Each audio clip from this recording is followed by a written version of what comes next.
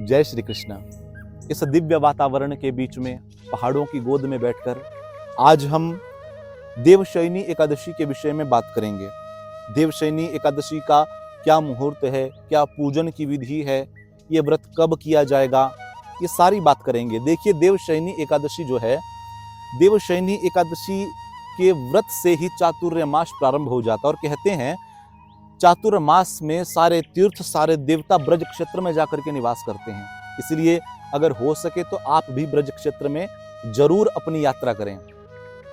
इसके साथ साथ 6 जुलाई को देवशयनी एकादशी आने वाली है। 5 जुलाई को शाम को 7, सवा 7 बजे एकादशी प्रारंभ होगी और एकादशी का समापन 6 जुलाई को शाम को 9:14 पर होगा। तो उदया तिथि के अनुसार सभी लोगों को ये व्रत 6 जुलाई को रखना है और 7 जुलाई को 7:51 तक हरिवासर रहेगा। हरिवासर में व्रत का पारण नहीं किया जाता। हरिवासर का अर्थ होता है कि द्वादशी तिथि का जो 1/4 हिस्सा होता है उसमें व्रत का पारण नहीं करना चाहिए। तो वो 7:51 तक रहेगा। तत्पश्चात आप व्रत का पारण कर सकते हैं। पारण कैसे करना है वो भी आपको सारी विधि बताएंगे। देखिए, 10 जुलाई को गुरु पूर्णिमा है और 11 तारीख से सावन मास प्रारंभ हो रहा है। तो जिन जिन भक्तों को अपने नाम से रुद्राभिषेक करवाना हो वो संपर्क जरूर करिएगा। अब आगे की जानकारी आपके लिए ये है कि इस दिन यानी 6 जुलाई को आपको सवेरे जल्दी उठना है और दूध, दही, घी, शक्कर और शहद पंचामृत से आपको ठाकुर जी का दिव्य स्नान यानी विशेष पूजन स्नान करवाना है। स्नान कैसे करवाना है? इस दिन दक्षिणावर्ती शंख यदि आपके पास है तो वो लीजिए। उसके अंदर दूध से अभिषेक करवाइए शंख के द्वारा। फिर उसके बाद शंख में दही डाल करके अभिषेक करवाइए। इस विधि से आपको शंख के माध्यम से ठाकुर जी का विशेष स्नान करवाना है। ठाकुर जी का श्रृंगार इत्यादि करके ठाकुर जी को आप उनकी दिव्य आरती करके उनको भोग इत्यादि जो आपकी सामर्थ्य हो वो लगा सकते हैं। नॉर्मली जैसे आप व्रत करते हैं वैसे ही करना है। एकादशी की रात्रि में कहते हैं कि शयन नहीं करना चाहिए। इसलिए अगर आपसे संभव हो तो आप जागरण अवश्य करें। 1 घंटा, 2 घंटा, 3 घंटा, 4 घंटा, जितना आप जागरण कर सकते हैं। तो मंदिर में जाइए, कीर्तन इत्यादि करिए। और एक विशेष बात आपको बताएं कि एकादशी के दिन झाड़ू नहीं लगाना चाहिए, साबुन से स्नान नहीं करना चाहिए।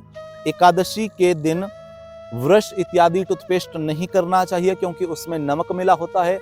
अगर आप ऐसा करते हैं तो व्रत खंडित हो जाता है। और सत्य का आचरण करना चाहिए, क्रोध नहीं करना चाहिए, तामसिक वस्तुओं का सेवन नहीं करना चाहिए। इसके साथ साथ एकादशी का जो व्रत होता है वो 3 दिनों का माना जाता है। दशमी से ही प्रारंभ हो जाता है। तो आप थोड़ा ध्यान दीजिए कि दशमी को आपको चावलों का प्रयोग नहीं करना है, यानी चावल ग्रहण नहीं करने हैं। हो सके तो एक वक्त का ही आप भोजन लीजिएगा, सात्विक भोजन लीजिए और एकादशी का व्रत बड़े नियम से श्रद्धापूर्वक करिएगा। याद रखिए कि तुलसी जी में घी का दीपक लगाने के बाद आपको 21 या फिर 11 परिक्रमा तुलसी जी की करते हुए ओम नमो भगवते वासुदेवाय नमः इस मंत्र का जितना हो सके उतना आपको जाप करना है। उसके बाद जो भी आप ठाकुर जी की सेवा इत्यादि करते हैं वो जरूर करिए। यदि आपके घर में शालिग्राम भगवान हैं उनका पूजन करिएगा। और इस प्रकार से इस व्रत को करते हुए अगले दिन यानी 7 जुलाई को 7:51 के बाद आपको इस व्रत का पारण करना है। देखिए, पारण जो है वो 3 प्रकार से आप कर सकते हैं। सबसे पहले यदि आपके पास भगवान जगन्नाथ के दिव्य चावल प्रसाद रखे हैं तो उनमें से 1 दाना ग्रहण करके आप इस देवशयनी एकादशी के व्रत का पारण कर सकते हैं। यदि नहीं है तो भगवान पर चढ़ा हुआ तुलसी दल अथवा चरणामृत यदि ठाकुर जी का है आपके पास तो उसको ग्रहण करके आप इस व्रत का पारण कर सकते हैं। अन्यथा यदि आपकी अच्छी सामर्थ्य है, धान्य से आप परिपूर्ण हैं, तो 7 प्रकार का अनाज संतों को या फिर ब्राह्मणों को दान करके आप इस व्रत का पारण कर सकते हैं। 1 थाली गौ माता के लिए भोजन जरूर निकालिए। कोई संत आसपास दिखे, कोई जरूरतमंद व्यक्ति दिखे तो उनको भोजन करवाइए।